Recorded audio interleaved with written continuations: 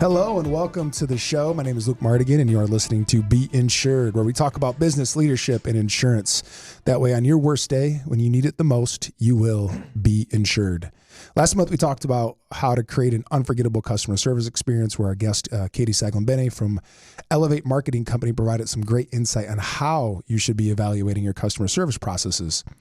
That way you can identify the areas that you can improve the most. But today we got Katie back on the show to talk about practical ways to start making those positive changes to your customer service experience right now. So if you want to learn more about simple ways that you can start wowing your clients, this is the episode for you. And I'm excited to be joined by my co-host, Eric Gestring, Farm Bureau Insurance. And our amazing guest, Katie Saglimbene with Elevate Marketing Company. So Katie, how can business owners improve their own customer service experience in an impactful way? I think a problem that most business owners have is they overthink it. We can start with super simple ways that we can dramatically increase customer retention and just the likability that our customers have for the products and the services that we provide. So simple things like good communication, right? Yeah. Following through on what you say you're going to do. Clear, concise communication. Clear, concise. Yeah. And then I would also say consistent too. Yeah. That's a great point. That's what I know in our agency, we really failed keeping in front of clients, but there's, people who clean carpets who are sending out mailers on a weekly basis to their current client base with coupons and stuff like that. Right. And that has to just do with like building top of mind awareness too. Yep. So when somebody isn't having to file a claim with, their car or whatever it is the only time that they're communicating with you when something is wrong. When they need us. When they need you. Right. And so we always say they hate us till they need us, right? Right. Yeah. Right.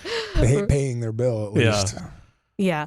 And even scheduling, like if you're a account rep or a sales manager or a business owner, whatever position you're in, if you have any sort of direct communication with your clients, you can schedule like on the back end of your own calendar, schedule check-ins. So I'm going to give Luke a call today on a random Tuesday, 2:00 in the afternoon. And if all I get is his voicemail, Luke then will know that I'm just checking in and seeing how things are going.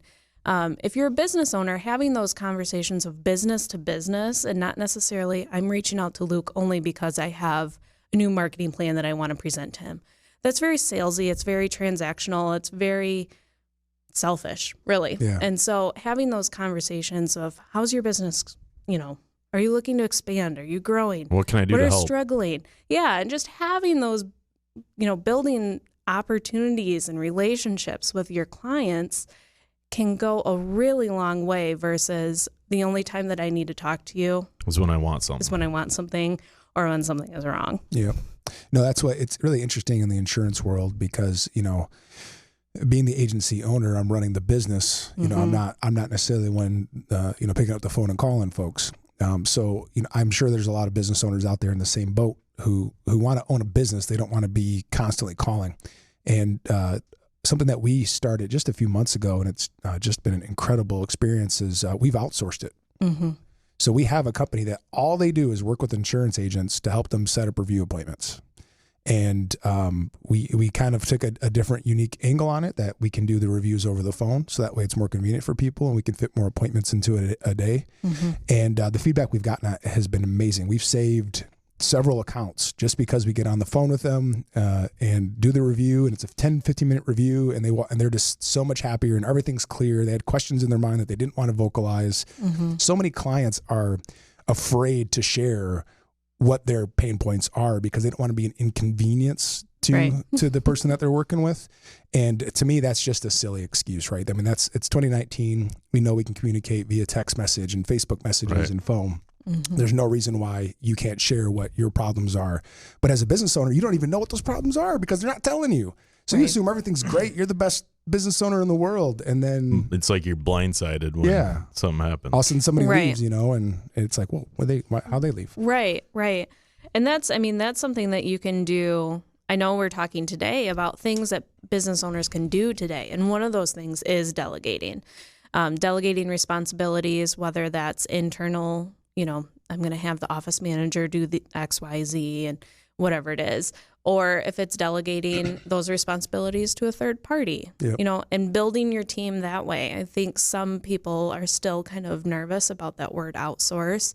But there's, even for like us on our team, we don't do video production, right? So we've extended our team and work with Cold Box Films for a lot of our client projects. And they're the best. And they are the best. But they are, very much part of our team and sit in on client meetings. And you can do that with somebody like a marketing company or a customer service company or somebody who specializes that, or even like a virtual assistant or,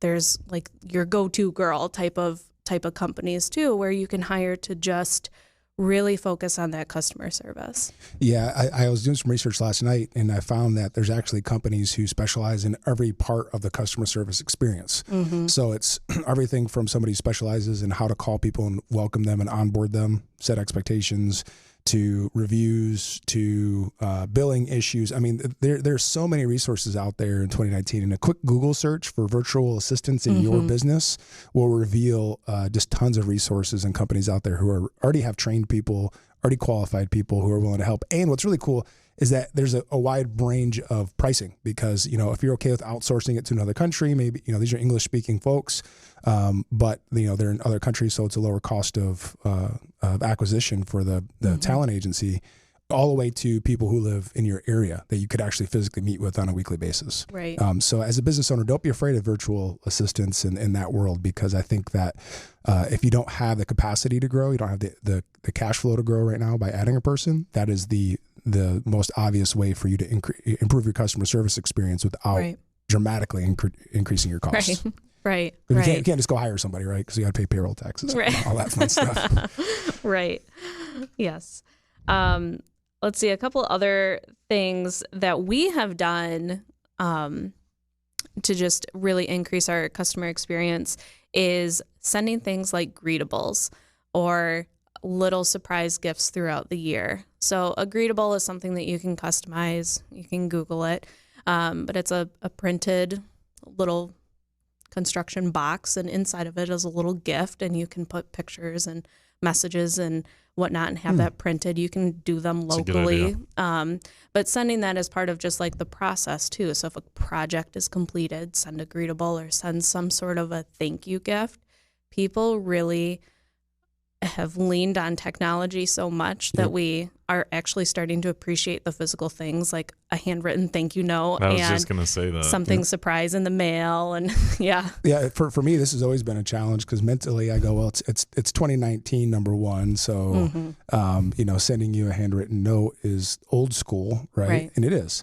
But what surprised me was the feedback from our clients. A lot of times when we asked them what they liked about their previous agent, they'd say, well, he always sent me a pie at Christmas, or he always sent me a Christmas card, or a birthday card, or whatever. I mean, these little tiny things are what they're talking. Not they properly protected me, and the claim was paid in a timely manner, and they're always available for my questions, and they were very knowledgeable and easy to. None of that stuff. That's stuff that I, in my brain as a business owner, think is important. They just felt loved. Well, so many times. Well, we make all of our buying decisions emotionally and then justify with logic. Yeah. So that's where that really comes in. Is as a consumer, you want an emotional attachment to whoever you're working with, and then on the back end, you'll justify the price increase or whatever it is that you have going on because you have this emotional attachment to them. Right. And if you send something that's going to cost you $10. Or a pie, depending on where you get it. It probably cost you $50, $25. That's scary. But I mean, it's the fact that somebody went out of their way to show some appreciation and some sort of gratitude for the business. In today's world of bad news and complaining, it's a welcome. Yeah, it's a welcome gift. It is. Breath of fresh air. Yeah.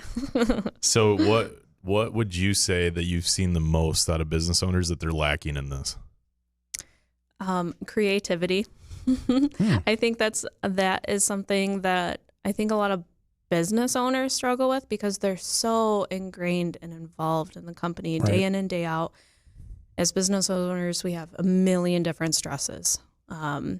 payroll, our people, our business, Yep. making ends meet, figuring out how to grow. What's the next big trend? What am I supposed to do with my business? Yep. And that's where I think having somebody help with the creativity and making it fun. We have to have fun with this process, because if our customers know that we are enjoying it, then that's going to translate. So you have to have fun with this process. So Wow. you can get a team together. If you have a staff of 5 people, get 2 people together, take your whole team and go to like Think Space in Lansing here and get out of the office, get in a creative environment and just, analyze your current process. How can we make this more fun? Share ideas. Yeah, share ideas. Put whiteboard, come up with some creative ideas, do some research, have some brain power, behind, because it's really hard to brainstorm with yourself and come up, your one brilliant idea might Right. be a complete fail. Right. So it's good to have some other feedback. Bring in some outsourced, some other people. Bring your clients in, Yeah. Why not get feedback from your existing clients? If you rent Think Space for a half a day or whatever it is, have your clients come in for an hour of the time that you've dedicated to that. Let them share what works for them. Yeah. What do they want to see? Because if you could put together a whole plan and have it not work, because that's not what is going to appeal to them. So getting some feedback and coming up with some creative ideas, getting out of the beige boardroom and the conference room and having some fun with it, really getting creative with the different ideas. Yeah, I always put it as a business owner, I'm flying at 30,000 feet. Right. And you want me to worry about the fender bender that happened on the ground. It's like, no, I'm going 800 miles an hour, 30,000 feet. I don't have time to deal with that. But what I found is that every blade of grass matters in a business. Yep. And you have to focus on all of it. You can't just stay flying at altitude the whole time. And if you don't have the people who are paying attention to every single blade of grass day in and day out, then there's going to be a huge disconnect. Yep. So you Right. have to have your team on board in some capacity for them to be able to say, yeah, Luke, that's a great idea, but based off of our current process, that's not going to work. Right. So it's, making sure that the ideas and the creativity that you do have can be applied today. And if it can't be applied today, can it be something that you grow into? Yeah, that's really good. What are some other ways that business owners can improve their customer service experience? Well, before you start getting into the different ways and the tactical ways, I think the thing that a business owner needs to start with is creating a customer experience vision. And that has to come from the top down. That has to come from the business owner, because if the business owner has buy-in, he believes it, she believes it, then that can trickle down. But employees want to know that their leader, that their employer has a vision for what they want to achieve. So by creating a customer experience vision, what do you want your customers to experience? Do you want it to be super transactional? That's okay. All right. Do you want to turn that one-time client into a lifelong client? How are you going to do that? What do you want to see happen? And then you can start putting the pieces in place to really figuring out how to make that happen. Having somebody dedicated, if you don't have a whole team of 10, 15 people, if you're a small business, you have 5 people on staff, having that dedicated person to see it through and to take ownership. So, for example, if you have your sales process and you want to write a handwritten thank you note, who's going to take ownership of that? Yeah. Right? Yep. So I agree. maybe John writes the thank you note, hands it to you to sign it. Yep. Somebody has to take ownership of that. Otherwise, it's not going to get done, and it's not going to be a consistent process. Yeah, I think that's one big takeaway. One thing that I want listeners to hear is that you need one team, one fight. That's a motto we have in the Mardigian agency, and everybody has to be on the same page, and everybody has to take ownership of their role on the team. So awesome. Katie, where can people connect with you? Oh, well, we're a marketing company. So online, you can find us on our website, elevatemarketingco.com, Facebook, Instagram, LinkedIn. We've got all the channels. So just give us a search. And you put some good content out too. Hey, listen, there are 4 key things every business owner needs to know about commercial insurance in order to stay protected from things that can and end up costing you a lot of money. We've broken down each one of these items for you in an amazing guide that you can download right now by heading to beinsuredonline.com. That's beinsuredonline.com, insuredonline.com. Head there and get your hands on this super helpful guide today. And as always, you can stay with us by following the Mardigian Agency on Facebook and Instagram. And Katie, thank you so much for being on the show. Thank you for having me.